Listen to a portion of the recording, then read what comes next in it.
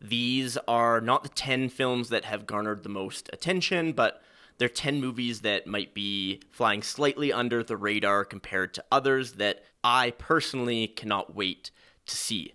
So I'm sorry, there's no Superman, Mission Impossible, or Jurassic World Rebirth on this list. Still go out and support your local theaters if those appeal to you, but I'm going to do my best to go in a slightly different direction. And I will leave some information about every movie I talk about down below, so don't forget to subscribe, and let's get started.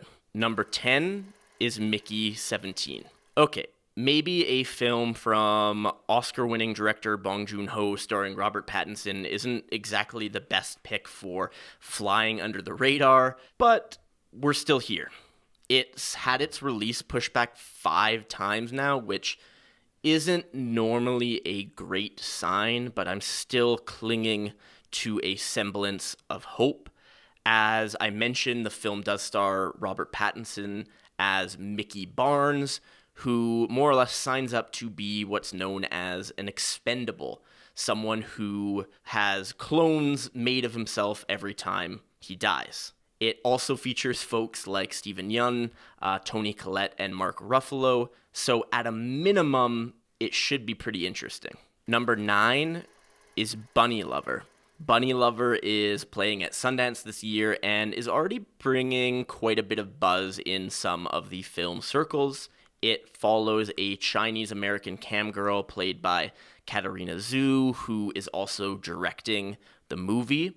This cam girl is simultaneously rekindling her relationship with her dying father and also dealing with a very toxic relationship with one of her clients. Alongside Zhu, we have the wonderful Rachel Sennott, and anyone who knows me knows that I am fully aboard the Sennott train. I do really think that she is an incredible talent, and I'm looking forward to seeing what this one turns out to be. Number 8 is Bugonia.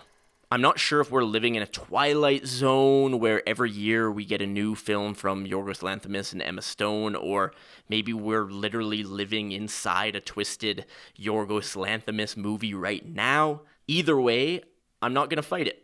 While I didn't love Kinds of Kindness in the way that I absolutely adored Poor Things, I will never say no to a Lanthimos Stone pairing.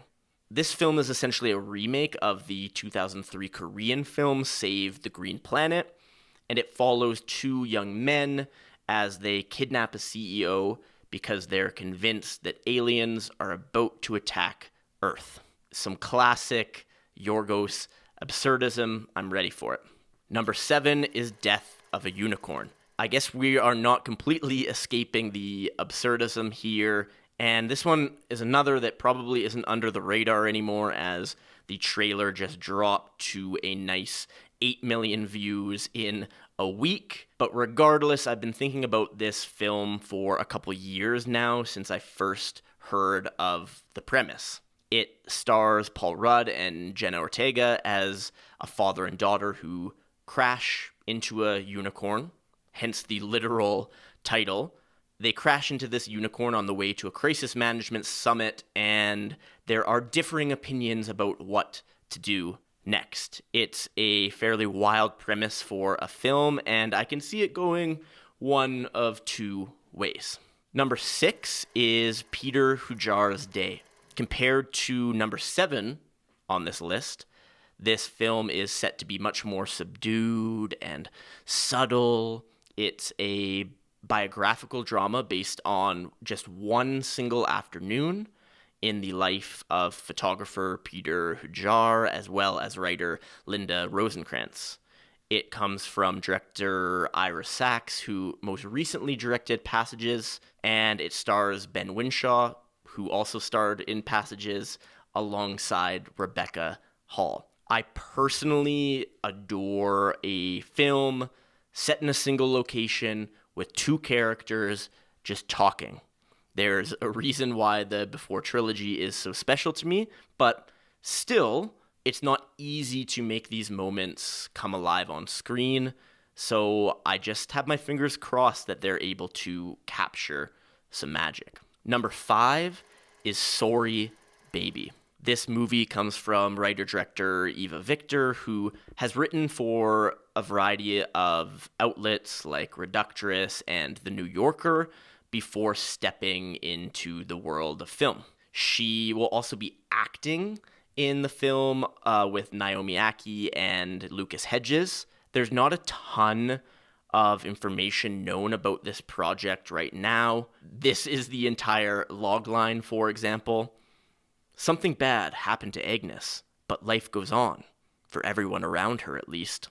Not a ton to go on, but the kind of rumblings around the movie have it as potentially a very powerful debut. It seems to touch on themes of sexual violence, trauma, and grief. And Barry Jenkins has taken on what seems to be a very similar producer role here as he did with Charlotte Wells and Aftersun just a few years ago. Number 4 is The Chronology of Water. For one reason or another, Kristen Stewart seems to be a fairly divisive character. I, for one, am looking forward to seeing this directorial debut from her. It's rooted in a memoir from Lydia Yuknovich, and it shines a light on her story as someone who got away from an abusive household growing up and then struggles to find her identity. She has dreams of becoming an Olympic swimmer, but this has ended due to drugs and alcohol, and then she finds her voice through writing and also explores different sides of her sexuality that she may have kind of repressed prior. It definitely does sound like a Kristen Stewart film in what I think is the best possible way. Number 3 is Bubble and Squeak. Bubble and Squeak is going to be wild. I've been vaguely aware of the script for a while now, as it was on what's called the Blacklist a few years ago, essentially a list of the best yet to be produced scripts out there in the world. It was written and will be directed by Evan Toohey, who adapted it from his own stage play. The screenplay can still be found online, although I'm sure that it's changed a bit since. Either way, it's a wonderfully absurd read that breaks so many conventions we're taught to stick to as screenwriters, kind of like how Woods and Beck broke conventions for A Quiet Place, their script. But assuming you don't plan on reading it, here's the logline. Accused of smuggling cabbages into a nation where cabbages are banned, Declan and Dolores must confront the fragility of their new marriage while on the run for their lives. And if you're not sold, the cast includes Stephen Yeun, Himesh Patel, Sarah Goldberg, and Dave Franco. Not terrible. Number 2 is Hamnet. Apparently, I'm a Paul Mescal guy. 2 of my absolute favorite films from the past few years have starred Mescal, Aftersun, and All of Us Strangers. So who knows, maybe this will be another. In this particular film, he has the super easy task of playing a fictionalized version of William Shakespeare. No biggie. He stars alongside the equally wonderful Jessie Buckley, who plays his wife, Agnes Shakespeare. And we also have folks like Joe Alwyn and Emily Watson rounding out Chloe Zhao's cast here. The overall premise of the film is that William and Agnes are pushed to the brink as their son succumbs to the Black Plague.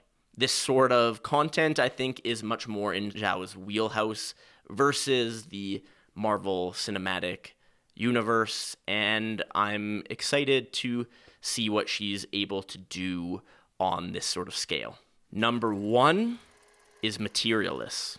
Choosing a number 1 is pretty much an impossible task at this point, but I had to go with Celine Song's follow-up to her wonderful debut feature in Past Lives. This film, also set in New York, follows 3 characters: a matchmaker, the matchmaker's ex-boyfriend, and a wealthy businessman. There's something about Song and her husband, Justin Kritzkis, who wrote Challengers, and this whole sort of thruple thing, but I'll leave that as an aside for now. Our 3 stars appear to be Dakota Johnson with Pedro Pascal and Chris Evans, and here's just hoping that Celine Song is so much more than a one-hit wonder, which I really think she is. Thanks so much for watching. Hopefully you added a few to your watch list. Like, comment, subscribe. All those things are just nice things to do. And I hope that you have a wonderful day, week, month, and year. Cheers.